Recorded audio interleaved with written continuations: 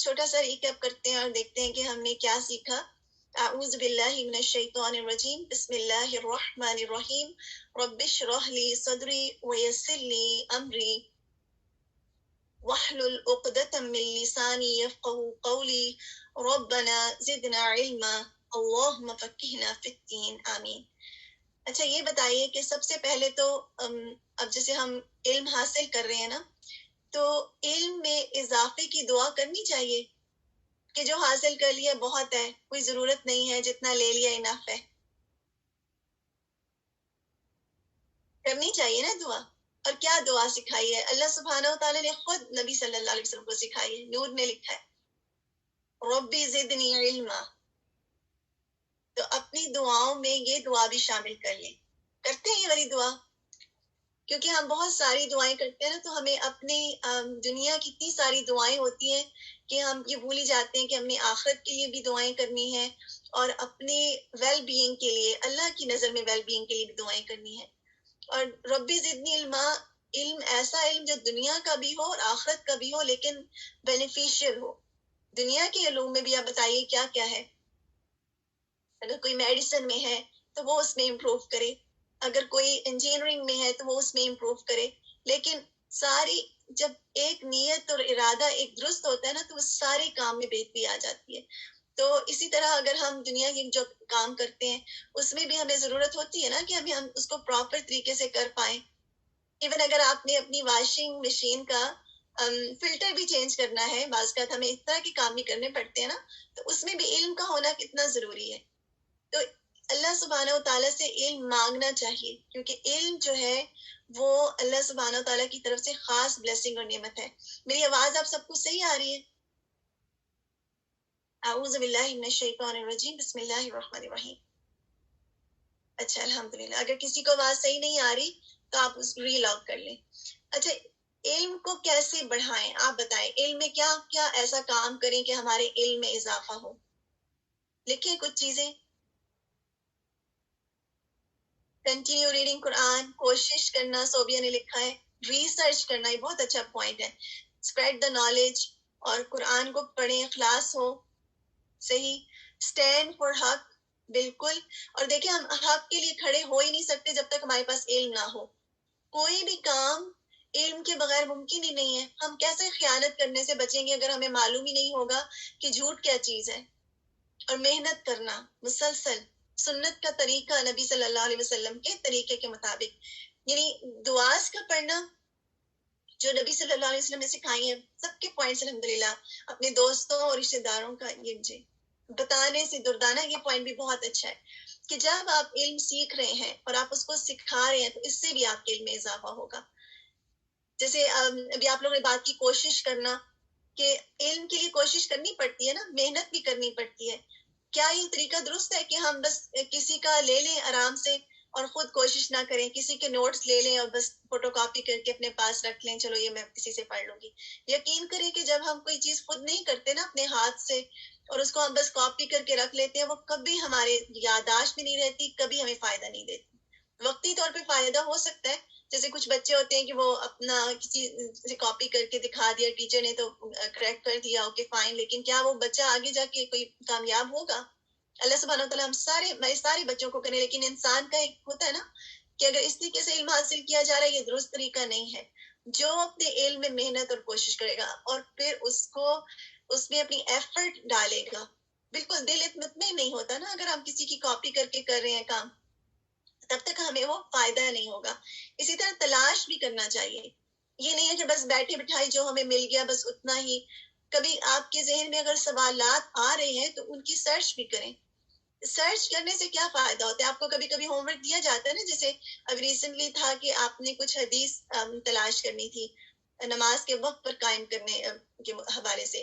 کتاب موقوتا، جو نماز وقت کی پابندی کے ساتھ مسلمانوں پر فرض ہے، اس کے حوالے سے. تو اب یہ بھی ہو سکتا ہے کہ آپ کو لکھی لکھائی دے دیں، اور آپ کو دے بھی دی تھی، لیکن مقصد کیا ہوتا ہے کہ آپ اس کو، میں شیور نہیں ہوں کہ آپ کے ساتھ شیئر ہو گیا تھا، آپ سب کے ساتھ انگلش ورژن بھی شیئر ہو گیا تھا. یہ بتائیے، سب کے ساتھ دو ورژنس تھے نا، تو اس کے الحمدللہ اگر کچھ مس ہو گیا تو اس کے لیے پھر دوبارہ کر لیں گے. تو ایک تو یہ کہ آپ کو سرچ کرنے سے بھی علم میں اضافہ ہوگا. صبر، صبر کیسے علم میں ہوتا ہے؟ کیا علم میں صبر کی ضرورت ہے؟ آپ بتائیں. جیسے بعض کا ہمیں اتنے سارے سوالات آ رہے ہوتے ہیں اور ہم سمجھتے ہیں کہ بس سارے ہمیں آج ہی جوابات مل جائیں. یہ بھی نہیں ہوتا. چیزیں اپنے وقت کے ساتھ ملتی ہیں اور اللہ سبحانہ وتعالیٰ ہمیں حکمت کے ساتھ چیزیں پہنچاتے بھی ہیں. جیسے قرآن ایک دم سے نہیں اترا تھا نا. سیکھنے کے لیے جلدی میں غلطی سمجھ بالکل نبی صلی اللہ علیہ وسلم کو بھی اللہ سبحانہ وتعالیٰ نے جب قرآن آپ پر اتر رہا تھا تو آپ کیا کرتے تھے؟ تیز تیز پڑھتے تھے کہ کہیں بھول نہ جائے. تو آپ کو کہا گیا کہ اس کو آرام سے لیں اور اس کو ہم یاد کروانا ہمارا مقصد ہے. ہمارا کام ہے کوشش کریں اور محنت کریں اور اس کو جیسے جیسے ملتا جا رہا ہے لیتے جائیں. اگلا کیا ہے وہ ہمیں ملے گا انشاءاللہ ترتیل کے ساتھ. بالکل مستقل مزاجی بھی بہت ضروری ہے. اب آپ کیا کریں گے کہ آپ نے یہ کورس جوائن کیا، اگر ایسا کریں سناریو، تو اس میں کیا ہے کہ کچھ عرصے کے بعد چھوڑ دیں، پھر کوئی اور جوائن کر لیں، پھر کوئی اور جوائن کر لیں. ایسا کرنے سے کیا علم آتا ہے؟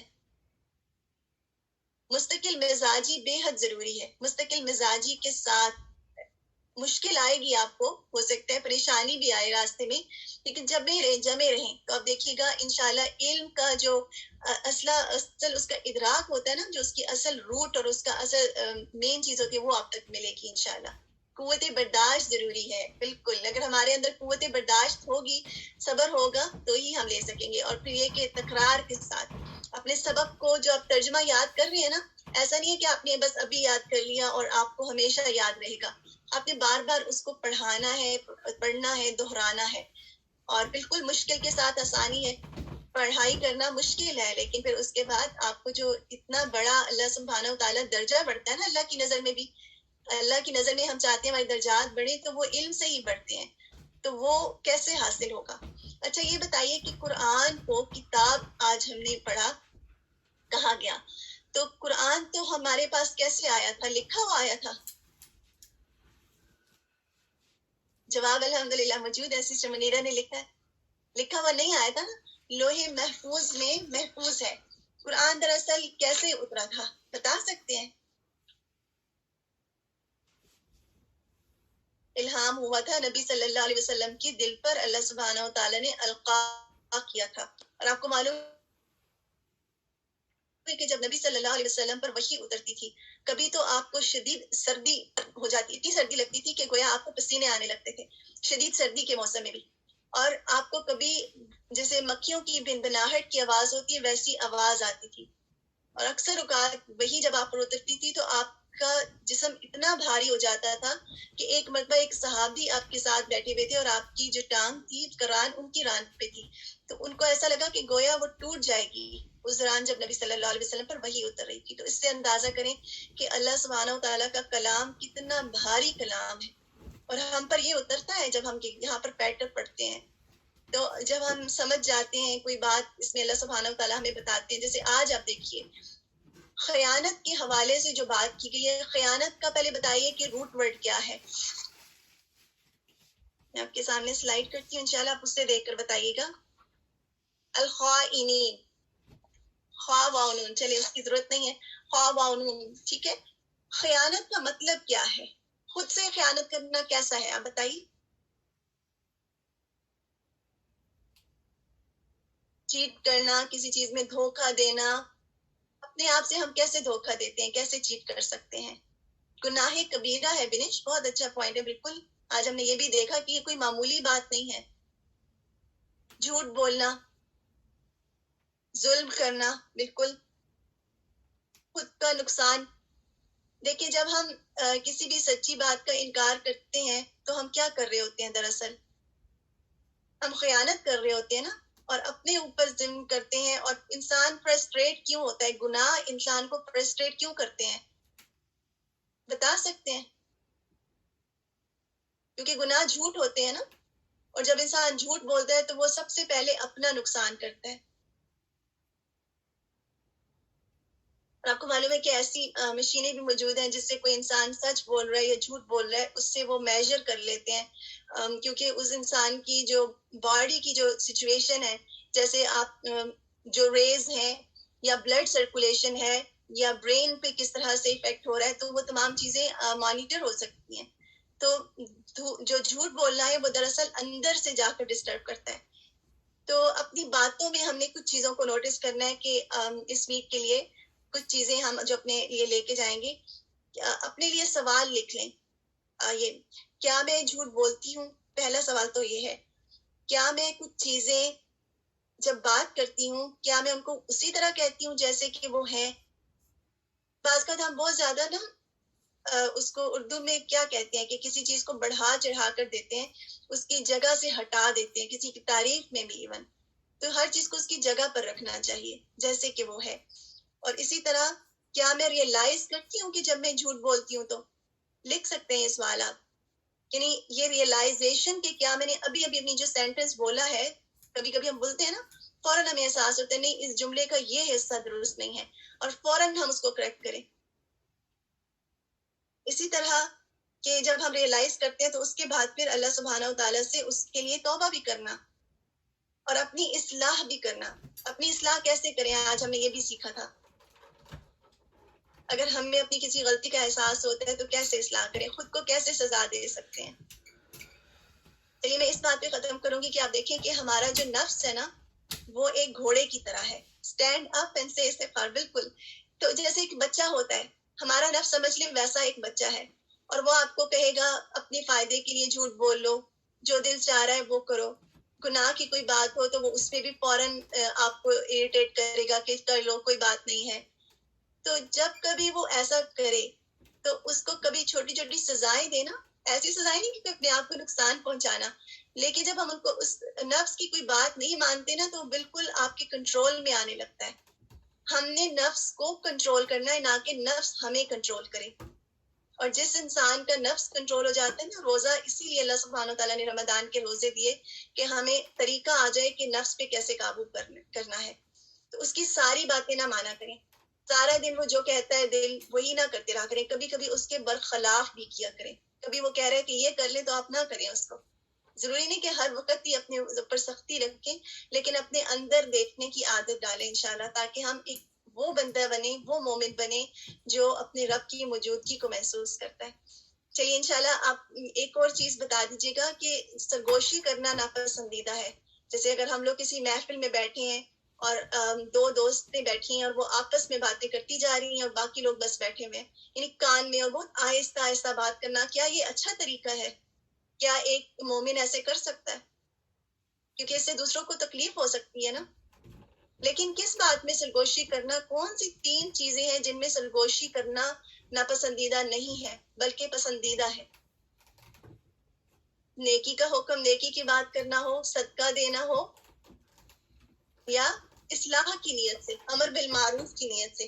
تو 3 چیزیں ہیں کہ جن میں صدقہ دینا ہو, امر بالمعروف, یا اگر آپ نے کسی کی صلح کرانی ہے, ٹھیک ہے, تو ان ساری چیزوں میں سرگوشی جائز ہے. لیکن ویسے ہی سرگوشی کرنے سے اوائڈ کرنا چاہیے, کیونکہ عورتوں میں خاص طور پر لیڈیز کی عادت ہوتی ہے کہ جب وہ بیٹھتی ہیں نا تو وہ آپس میں چھوٹی چھوٹی باتیں آہستہ آہستہ کرنے لگتی ہیں. تو یہ جو طریقہ ہے اس سے باقی لوگوں کو تکلیف ہو سکتی ہے. تو کوشش کرنا چاہیے کہ ایسا نہ کیا جائے.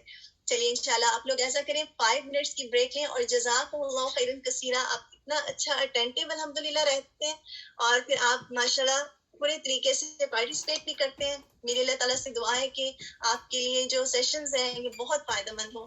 آمین. اور آپ کا علم آپ کے اندر جذب ہو جائے. السلام علیکم ورحمۃ اللہ وبرکاتہ. انشاءاللہ آپ لوگ بریک لیجئے گا. اس کے بعد المخبتین گروپ کا دعا کا انشاءاللہ دعا ہے, لسننگ ہے, باقی سب بھی رہیے گا. اس کے بعد تجوید ہے انشاءاللہ. اور پھر یہ کہ جو المستغفرین گروپ کے جو 2 اسٹوڈنٹس لاسٹ ٹائم نہیں تھے وہ بھی ایکٹیو رہے انشاءاللہ, ان کا پہلے ہوگا.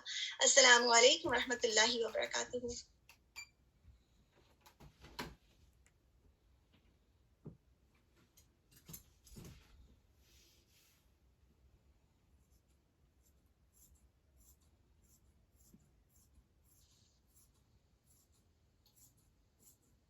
اللهم إنا نسألك من خير ما سألك منه نبيك محمد